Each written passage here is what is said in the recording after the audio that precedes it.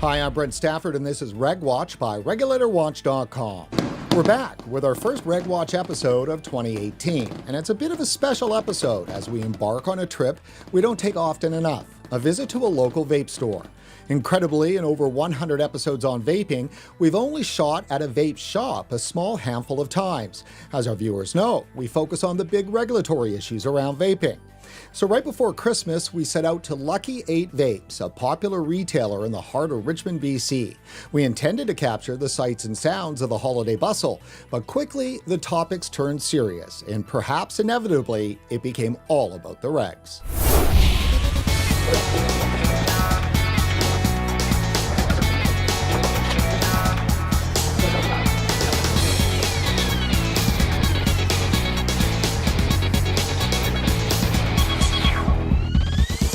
What's going on there for the uninitiated? So since he wanted a 60 watt build, I made him a single coil, right? So right now it's firing at 0.23 watts, which is pretty suitable for an 85 watt build. Wait, is that a parallel? No, Oh, it's a no, regular just build, single right? wire. Okay. Nice and easy, nice and simple. Yeah. So 22 gauge nichrome on a 3 mil bit with 8 wraps each. So that comes out 2.15 ohms. 100 watts, 110 that's pretty watts high. is the, yeah, it's not that bad. It's not Yeah. that bad, although that might be just because I use menthol flavors. But no, it works out pretty well. You get a surprisingly cool vape, but you get quite a bit of flavor and vapor out of it for what is relatively small for a cloud chasing build. Oh, how long did it take you to build that? 5 minutes, give or 5 take. minutes? It's fast. Well, it's quick because you just have the wire, and you don't need to do anything fancy with it. You just wrap, make sure it's clean, Yeah. done. How's your tools? Everything good? Everything's good. Cool. We're taken care of. Yeah. I'm a co-founder of Lucky 8 Vapes, and how the story is, me and Pastor, we go to church every week, right? So 4 years ago, we went to church. Right after church, we went to a local vape shop in Vancouver, and we walked in there, and then we realized that Richmond didn't have anything like this.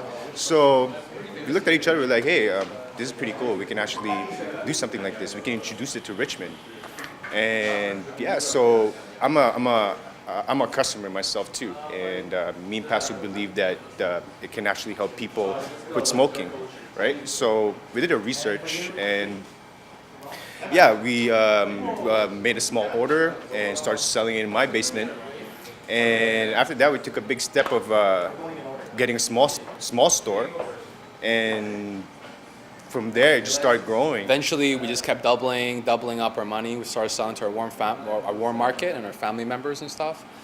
And to a point, we actually had enough capital to open a small store, and then we just kept doubling to a point where we expanded to our big store.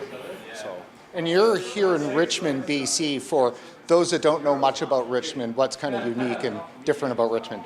Well, Richmond, the Asian population is huge. So, you probably see Chinese everywhere, on top of, obviously with English on the bottom as well, right? So It's not a simple majority, it's like the big majority. big majority, yeah. RegWatch, we talk about regulations all the time. We don't really ever talk much about ethnicity in smoking. And some of the researchers that we've talked to in the past, they always bring up actually Asia because smoking is so entrenched. Smoking is huge because, especially menthol cigarettes, because it's very cheap usually in Asia, cigarettes, and usually especially people that do business, you have to kind of smoke and drink that type of atmosphere, right? The customers that we see come into our shop, they're already ready to switch, right? But obviously I know a lot of kind of Asian people that are really hesitant because just simply the fact they don't know what it is. Right? Just like every other smoker, right?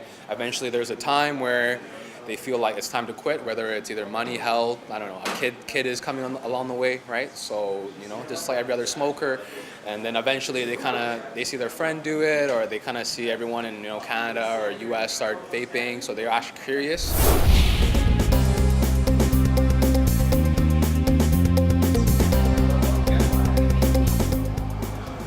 This is Summer 17. Tastes like exactly what it sounds. How does summer taste? Let's see. Well, it's a fruity flavor. Refreshing. How long have you been rocking vaping? Probably about a year, 6 months to a year. quit smoking doing it. Yeah, so it helps out a lot. Do you think you would have been able to quit without it? I tried a whole bunch of times, and this is definitely a way easier approach to quitting smoking for someone that's been smoking a long time, like myself, yeah. Do you think the government's been fair to vaping? Honestly, no. I see a lot of the stuff that these guys post on here about all the different regulations and stuff like that. I don't know why. This is a pretty good, viable alternative to smoking, you know what I mean? And I don't think they're being very fair to what these guys are trying to help people do. I went from 2.5 packs of cigarettes, almost 3 packs, to vape immediately. And I went from, I think it was like 12 down to 8, down to 3, now I'm at 0. I have been at 0 for a long time. So why stay vaping then? Because I enjoy it's like a little kind of crutch on me.